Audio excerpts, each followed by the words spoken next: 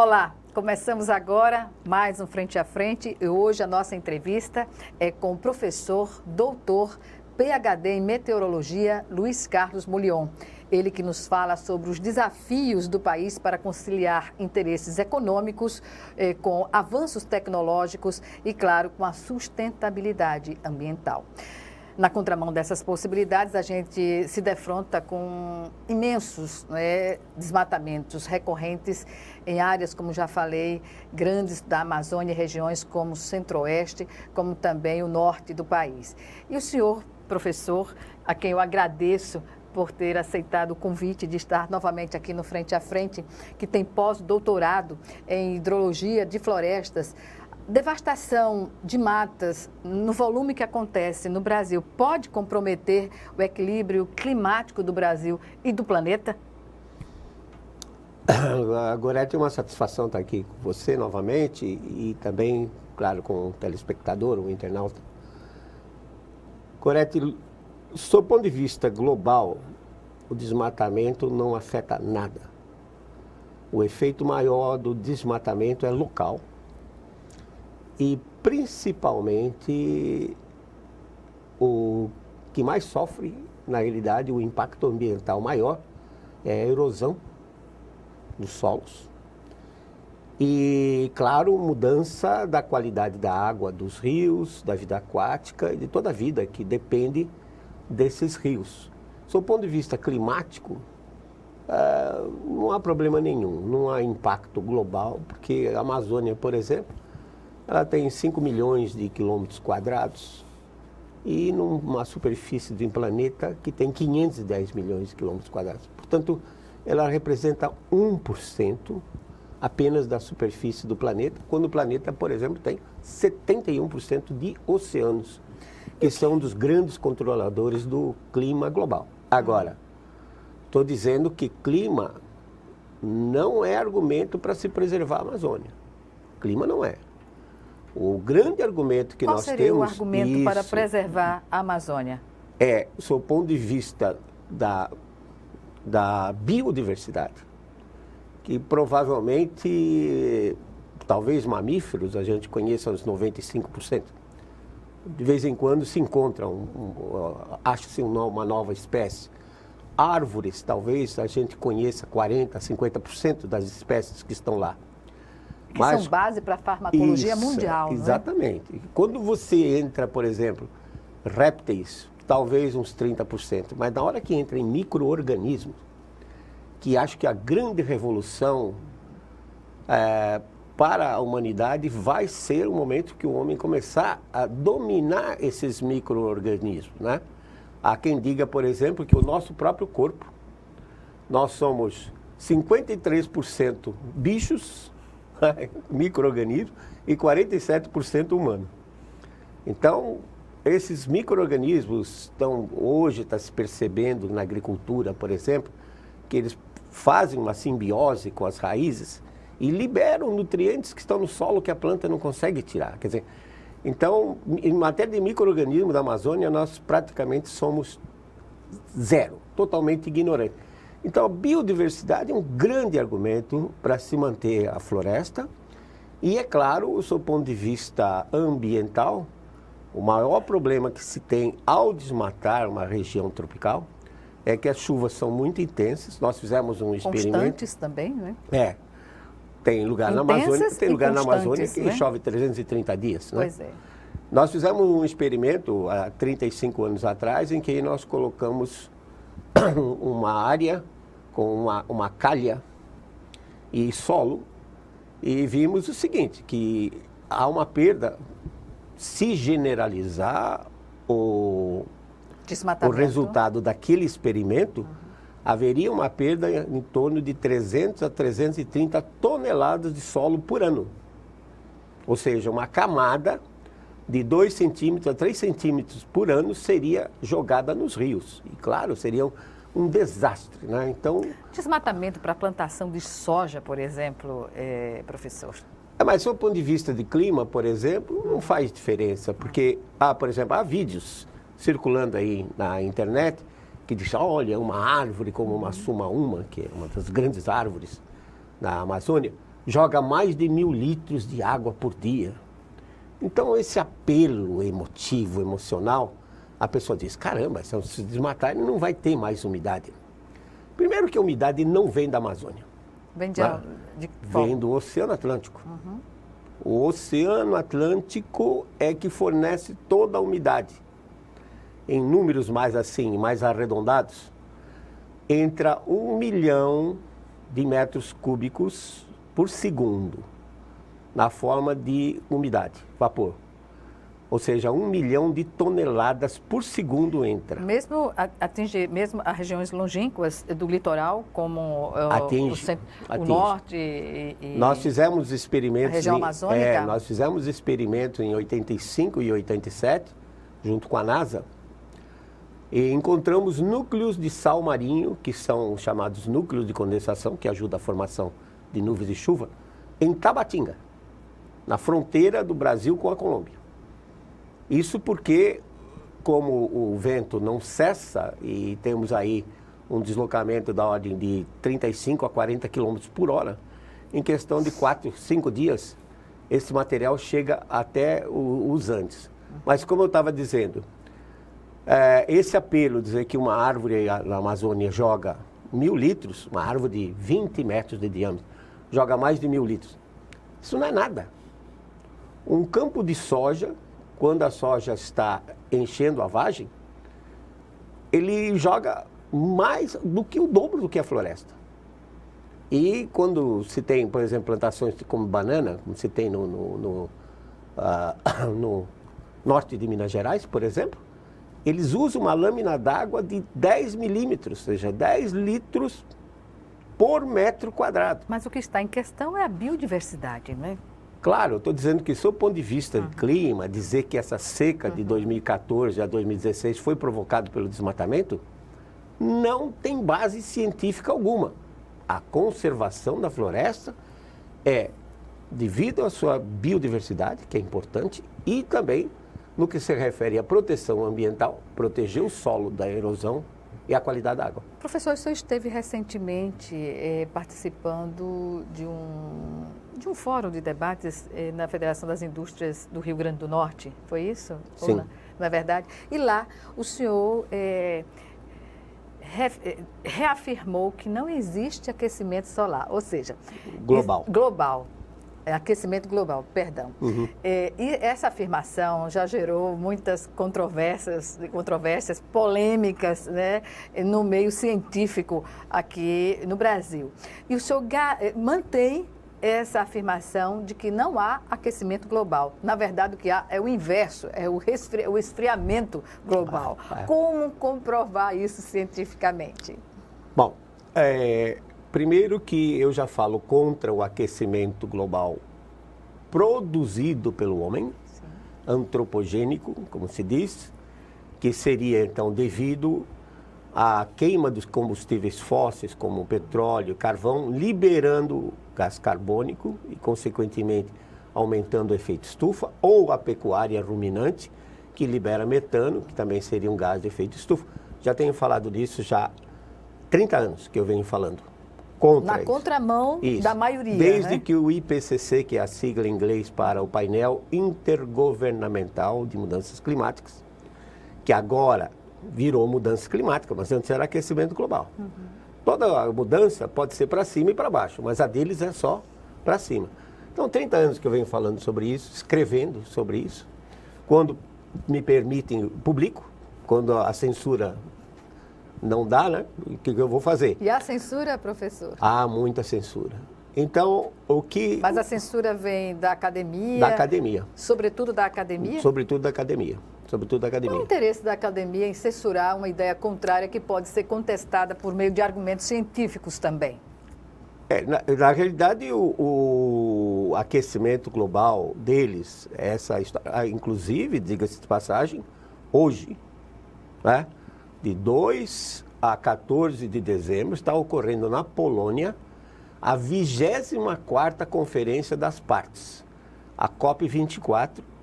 Já faz 25 anos que esse pessoal está aí. O que está por detrás disso, eu não sei. O fato é o seguinte, o único argumento que eles têm é resultado de modelos de clima. Porque o modelo de clima é um código de computador, um programa de computador. Alguns são muito complexos, como o caso, por exemplo, da NASA, do Instituto Goddard para Estudos Espaciais. É um modelo, a quinta geração desse modelo, tem mais de 1,5 milhão de instruções, linhas de instrução. Precisa de supercomputador, mas é um modelo que não representa a realidade. O modelo não consegue reproduzir o clima. Se ele não consegue reproduzir o clima, como é que eu vou confiar que o que ele está prevendo para 2040, 2070, 2100 vai acontecer? E inventaram essa história que não podemos passar de 2 graus acima. Qual o argumento? Nenhum. Não tem base científica nenhuma. Apenas eles tentaram fazer uma relação entre o aumento do gás carbônico, da concentração de gás carbônico, e a temperatura. Que pode Só que ocasionar... argumentos físicos, por exemplo, um estudo feito com satélite, cobertura de nuvens, é um grande controlador do clima. E o degelo nos polos? É consequência de transporte de calor pelas correntes marinhas. Publiquei um artigo no ano passado mostrando isso, mas deixa eu voltar um passo atrás. Se você tem na sua sala toda envidraçada, está entrando sol, você puxa a cortina. O blackout? O blackout. Deixa de aquecer o ar da sala. Mas se mantiver o vidro, vai superaquecer. Vai, porque a radiação solar passa pelo vidro. Na Terra, essa cortina é a cobertura de nuvens. Então, esses dados, esse estudo feito por satélite, mostra que os satélites, diga-se de passagem, infelizmente, nós temos só menos de 40 anos de dados de satélites operacionais. Esse estudo mostra que houve um decréscimo na cobertura de nuvens de 5% entre o início da coleta dos dados, 83, até o ano 2000. Então eu fiz as contas, 5% da redução de nuvens. E se deve a quê? É a própria oscilação natural do sistema. É muito interessante isso. Eu fiz as contas. Se eu pegasse esses 5% em termos da energia que chega aqui, teria dado nesse período de 83 a 2000 uma média de 2 watts por metro quadrado. 2 watts por metro quadrado, que é pouquinha coisa. Mas estamos falando num planeta de 510 milhões de quilômetros quadrados. E se eu seguisse a metodologia do IPCC, como eles calculam essas variações, esses 2 watts por metro quadrado já deveria ter elevado a temperatura do planeta de 1,5 graus. Agora, a partir do ano 2000, as nuvens começaram a aumentar de novo. Então, o que acontece? Essa beleza fantástica que é esse nosso planeta. Ocorre um processo físico que a gente chama de feedback negativo, em que, por exemplo, tem baixa cobertura de nuvem, entra mais radiação solar, começa a evaporar a água dos oceanos. O ponto-chave é esse, que se o planeta não tivesse 71% de oceanos, seria completamente diferente. Não, seria um Marte da vida. Marte. Com 71% de água, o que acontece? A maior parte dessa radiação, 70% dela, vai para evaporar a água. Professor, escuta, então, deixa eu terminar. Pois não. Vai para evaporar água. Quando evapora mais água, forma mais nuvem. Sim, isso é cíclico, né? Isso, mas se começar a aumentar muito a cobertura de nuvens, ela vai mandar a radiação solar de volta para o espaço. Esfria o planeta, diminui a evaporação e as nuvens encolhem de novo.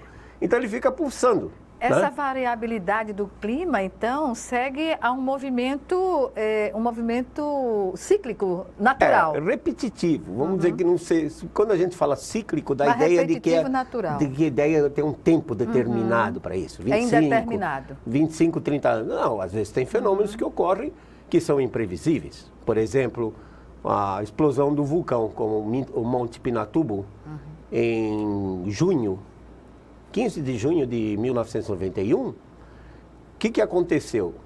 Primeiro, os aerossóis vulcânicos, o Pinatubo jogou material diretamente na estratosfera. a 30, 40 quilômetros de altura. Então forma uma cortina em volta do planeta, o material do vulcão. No primeiro ano, esse material ficou próximo da região equatorial. Choveu demais aqui, inclusive a cheia, provavelmente a última cheia do São Francisco, em 92. No segundo ano, esse material do vulcão já tinha se espalhado por uma faixa bem mais larga. O resultado disso, uma das piores secas que nós tivemos, em que o estado de Alagoas perdeu 70% da produção de cana. Então você vê, tem coisas que acontecem que é impossível controlar. Então não vamos dizer que é cíclico, mas ele é repetitivo e é fantástico o fato de que este planeta, em 150 anos, de acordo com o IPCC, só aumentou 0,8 graus centígrados a sua temperatura.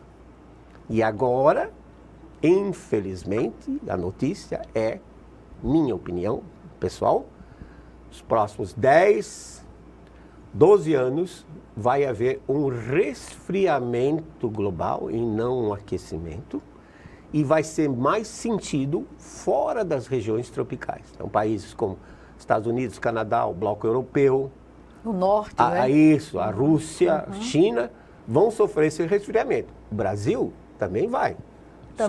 Só que é os estados do Sul.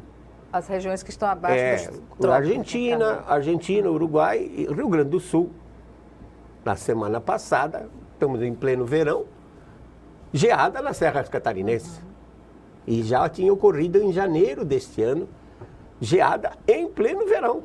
Então você vê essa manifestação que já está ocorrendo desde, talvez, não se sabe precisar o ano exato, mas provavelmente desde 2003 ao 2005, estamos tendo uma frequência de invernos mais rigorosos. Pois bem, vamos chamar agora o nosso primeiro intervalo e voltamos em 1 minuto. Até já.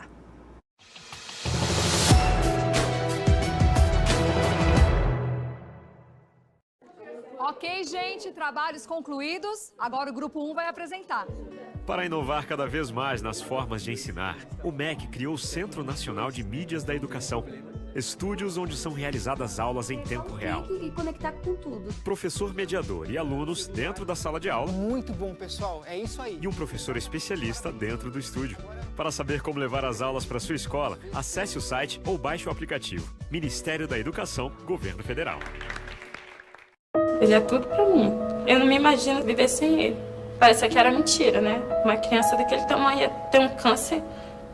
O grande problema do câncer infantil é porque a grande maioria dos sintomas são muito parecidos com sintomas de doenças normais da infância. Hoje não é mais uma doença fatal, é uma doença tratável. Agora ele tá caminhando a cura dele. Falta pouco. Uma vitória pra mim e pra ele.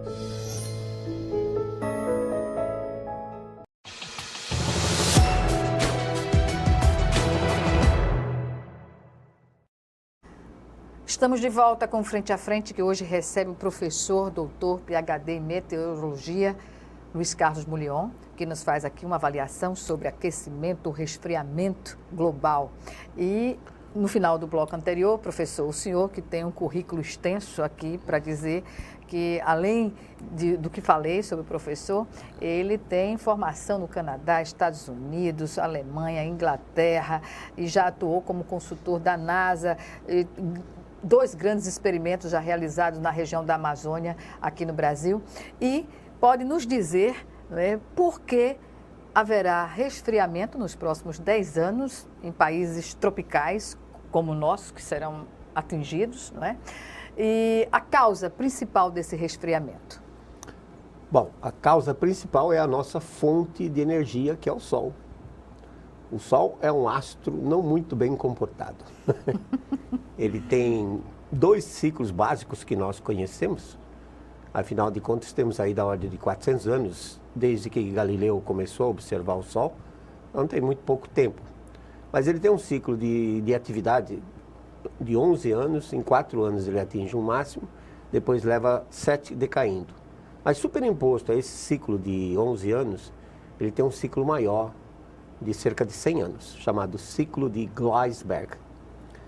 A cada 100 anos, no início de cada século, o Sol entra no mínimo de atividade. E os físicos solares estão dizendo que esse próximo ciclo, que deve começar já no final deste ano, de 2019, ou 2020 no máximo, vai ser um mínimo ainda mais fraco do que foi o mínimo de Dalton há 200 anos atrás. No final de 1798 até 1815, 1816. Esse mínimo vai ser inferior ainda àquele de 200 anos atrás. Aí vamos fazer um comparativo do que foi há 200 anos e do que pode ser agora.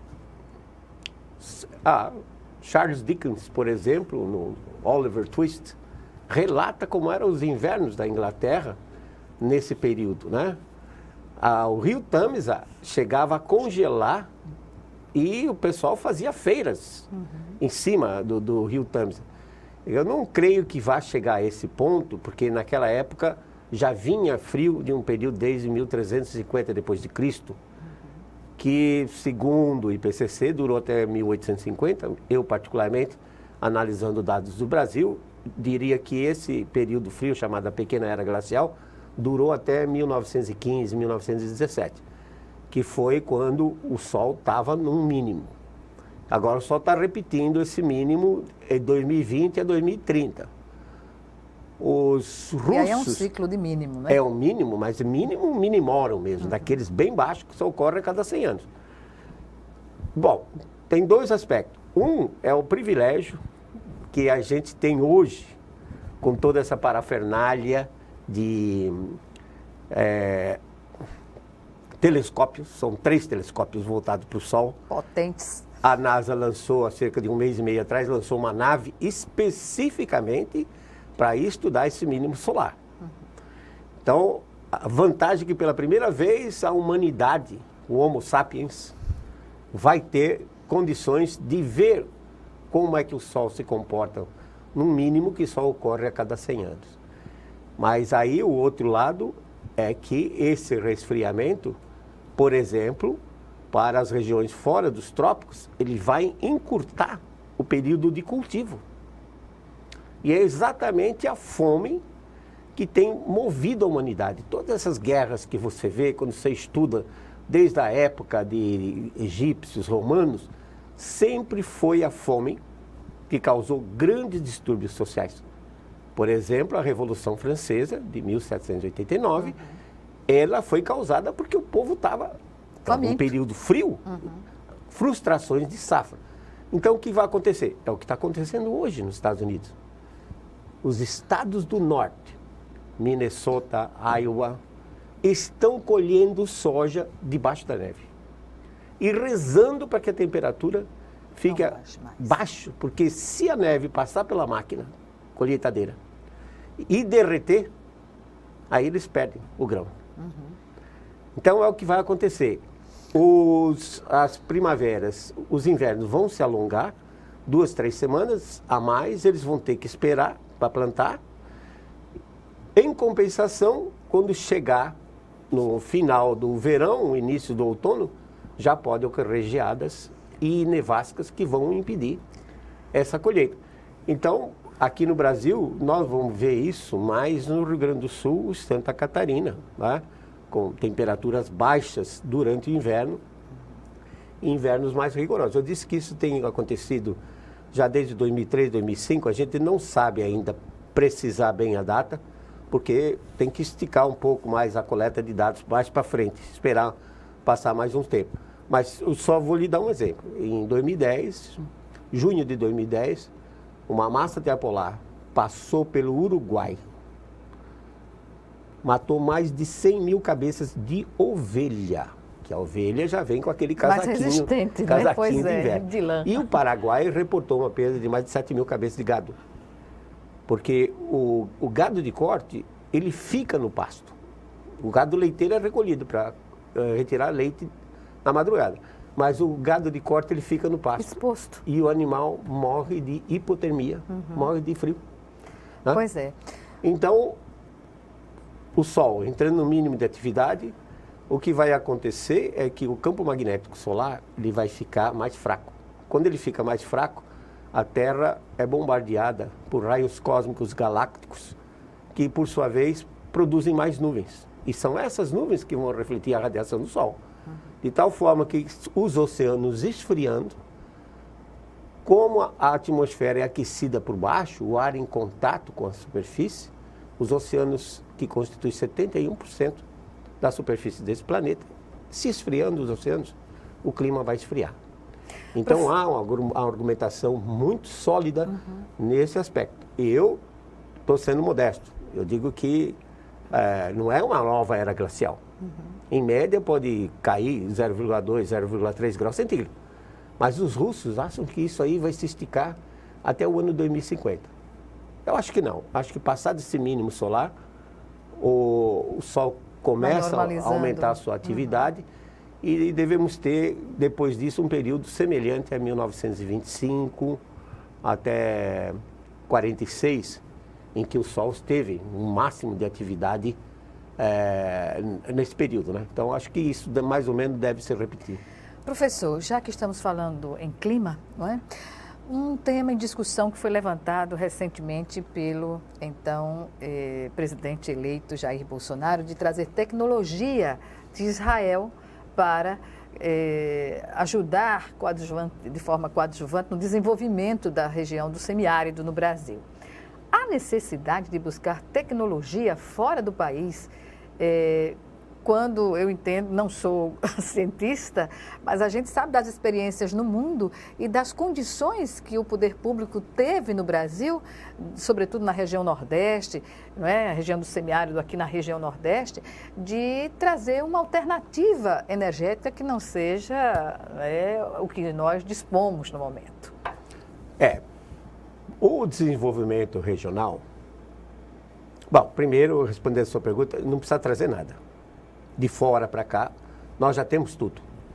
O que falta, na realidade, é gestão dos recursos hídricos existentes e um planejamento regional para um desenvolvimento que seja adequado à região. O maior exemplo que nós temos é Petrolina. O que era Petrolina há 70 anos atrás? Às margens do Rio São Francisco. Praticamente nada. Chove 430 milímetros em Petrolina. Fruticultura, ou mais generalizadamente, agricultura de alto retorno. O que seria agricultura de alto retorno? Por exemplo, você vai ao supermercado, você compra um pacotinho de orégano de 10 gramas. Você paga R$2 por ele. Com 1 quilo, são 1000 gramas, eu faço 100 pacotinhos daquele. Então eu estou pagando R$200 o quilo do orégano. E reclamo quando a carne está com R$20 o quilo. Você está entendendo? Entendi. Plantas medicinais, que nós temos muitas, você já até mencionou isso antes. Nos Estados Unidos é um negócio de 16 bilhões de dólares por ano. Porque tem muita gente que não só para si, como até para os seus próprios animais, não gosta de remédio de laboratório. Claro, maconha, cocaína dá um alto retorno também. Mas aí tem um problema com a Polícia Federal. Isso aí é um problema de quem...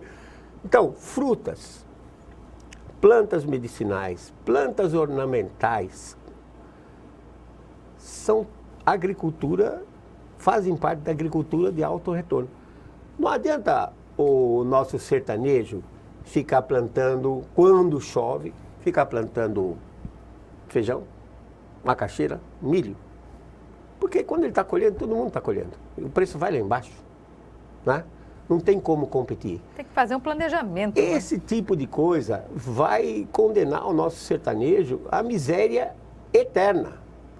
Você diz, pô, mas então o que é que você precisa desenvolver? Basicamente, você precisa de duas coisas em termos de insumos. É sol, que nós temos muito, e água, que também nós temos muito. Mas só para transformar energia. Também, não só para as plantas crescerem, porque, por exemplo, hoje em Petrolina, não só se produz uva, Mas você produz pera, produz maçã, olha, caqui, induzindo a dormência na planta. A tecnologia nós temos. O que é preciso? Então, vamos gerar energia elétrica? Vamos. Como? Energia solar. Tá bem. Painéis fotovoltaicos são excelentes para pequenas aplicações. Mas quando você precisa de uma usina maior... O que seria indicado? Um sistema como concentradores solares de calha parabólica. Que consiste em quê? Consiste numa calha na forma de uma parábola, o Sol incide e concentra num tubo que passa no foco da parábola.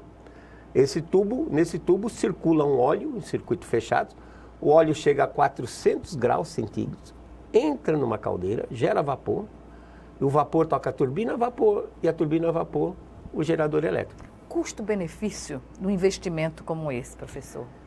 Já se tem ideia? Tem. Custa $5.000 o quilowatt instalado. E a região, a abrangência do atendimento de energia elétrica? Fantástica. Você está falando, só o semiárido verdadeiro são 800 mil quilômetros quadrados. 25%, um quarto da Europa Ocidental é o nosso semiárido e ele tem sol 365 dias por ano. Mesmo no período que chove, é uma chuvinha rápida e tem sol. Na sua opinião, o que leva o Brasil a ter essa, digamos assim, essa condição favorabilíssima de sol praticamente o ano inteiro e não se desenvolver projetos como esse? Então, você só pode esbarrar numa coisa, que são os nossos administradores. Não tem interesse em fazer isso. Não sei se por pressão externa, porque é verdade que a gente incomoda muito. Você vê, o nosso produtor de soja, por exemplo, ele colhe 70 a 80 sacos por hectare. O americano colhe 50, 54, 55, eles têm dificuldade. Então, não sei se é por pressão externa ou se é a incapacidade dos nossos gestores. Porque você tem sol. Mas é tão óbvio, não? Tem água. Pois é. Você pode gerar energia elétrica com energia solar, que ao meio-dia, aqui, você registra mais de 1.000 watts por metro quadrado. 1 quilowatt por metro quadrado vindo do sol. Falta um planejamento adequado, faltam políticas de desenvolvimento e também uma política de financiamento. Agora, crédito, não é? Crédito. Basicamente crédito isso. rural. Eu tenho falado nisso desde que eu vim para cá, 25 anos atrás. E o que eu percebo é que a grande dificuldade é mudar a mentalidade da população. O Domício, que me desculpe, mas quer manter uma bacia leiteira em Batalha, num lugar que chove 700 milímetros. Uma vaca de leite precisa de 60 litros de água por dia, não só para beber, mas também para higienização do ambiente e tudo mais. Então não dá, tem que ser compatível. O que vai bem nisso? Aqui, frutíferas.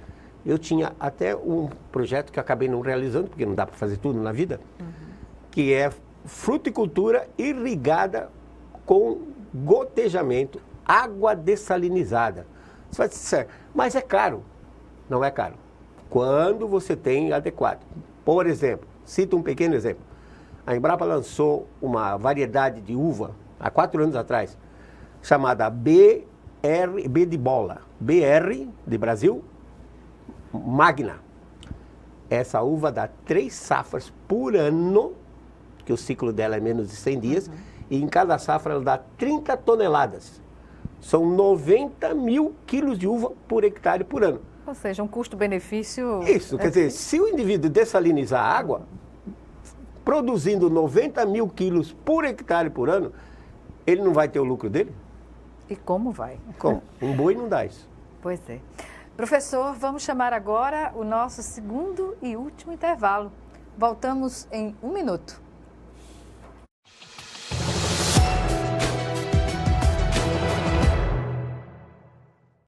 Ei, eu queria poder falar com você. Te falar desses últimos meses e como tudo tá melhor. Eu percebi que viver é incrível, mais do que eu imaginava. Ser pai era um sonho e você me permitiu presenciar o nascimento da minha filha. Foi lindo. Pintei o quarto dela exatamente como imaginei. Antes de você, eu tinha medo de não conseguir estar presente quando esse momento chegasse. Queria te contar que, por sua causa, eu pude viver tudo isso. Provavelmente outras pessoas por aí querem te falar muita coisa também. Acho que você teria orgulho. Não só por mim, mas por ter feito algo tão nobre por pessoas que nunca viu. Eu só queria dizer obrigado. Obrigado por me dar mais tempo com a minha família. Obrigado pela sua doação de sangue. Doe sangue regularmente. Tem sempre alguém precisando de você. Procure o Hemocentro mais próximo e seja um doador.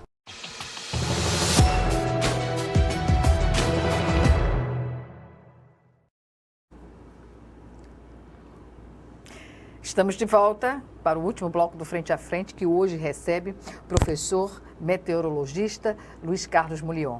Nosso assunto é diverso e tem a ver com clima, com tecnologia, bem, com avanços tecnológicos, sustentabilidade ambiental, não é? Safra. E aí eu pergunto, professor, porque a safra, para ela ser bem sucedida, ela depende dessas condicionantes, né, de tempo, de investimento, de sustentabilidade. E aí eu pergunto, daria para todos os municípios banhados pelo Rio São Francisco ter uma condição de autonomia e independência na sua produção agrícola ou na produção ou na criação de animais? Daria, particularmente na produção agrícola, se fosse utilizado um sistema de irrigação por gotejamento, que a irrigação por gotejamento, já uma fértil irrigação, ela economiza da ordem de 40% a 50% da água, especialmente agora com essa tecnologia em que os emissores também são subterrâneos. Então a planta não precisa de água na folha, nem no fruto. Ela precisa de água na raiz. Então daria. Nós temos um problema com o Rio São Francisco, é que a vazão dele, no município de Pão de Açúcar, nós temos dados desde 1927, mostra que até 73 a vazão dele era 3.200 metros cúbicos por segundo, e agora a vazão média nesses últimos 20 e 25 anos baixou para 2.300. O rio perdeu 900 metros cúbicos por segundo. Não se sabe exatamente por quê. Eu fiz um levantamento da chuva e realmente nesses últimos 20 anos houve uma pequena redução de chuva nas serras de Minas Gerais. A Serra da Canastra, da Vertente, de onde sai o rio. Pequena por quê? Porque não dá para você afirmar uma essa redução relação de 10%, de redução de 10%. É muito pouco.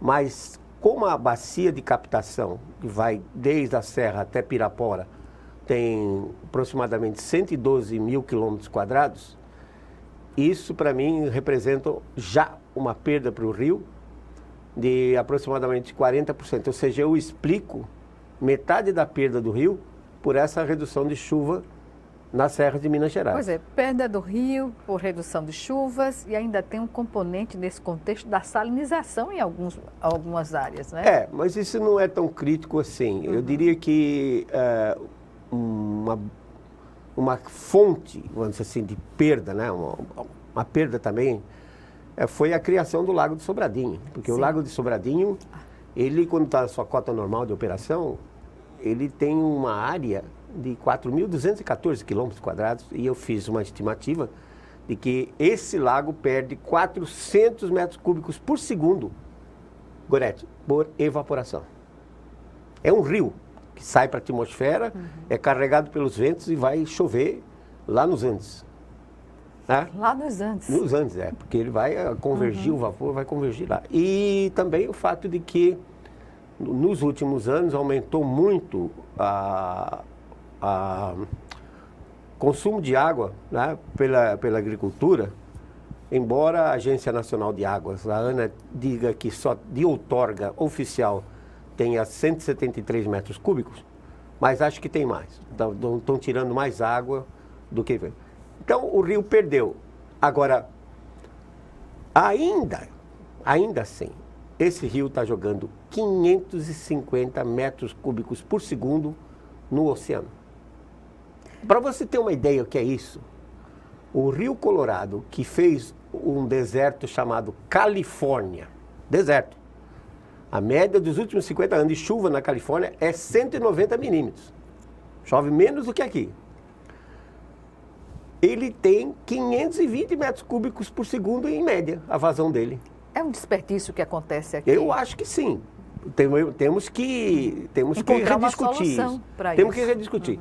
Devemos jogar os 550, aí vão entrar os ambientalistas de plantão e dizer, precisa.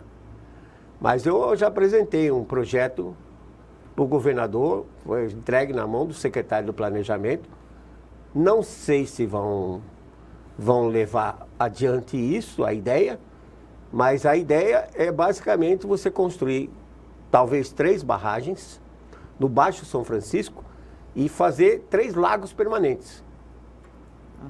E teríamos então navegação, uma via de 240 metros de Piabuçu até Piranhas, 240 quilômetros de navegação, turismo, lazer, piscicultura, né? Pode ter com escada para peixe, eclusa para barco, e ainda de quebra botar uma turbina como essas que usaram no Rio Madeira, na Santo Antônio e Giral, que é uma turbina de 75 mega, gerar energia elétrica. Isso considerando o Canal do Sertão também, paralelamente, não é, Que professor? também, por incrível que pareça, Gorete, Tem que ter gestão não também. tem gestão nenhuma.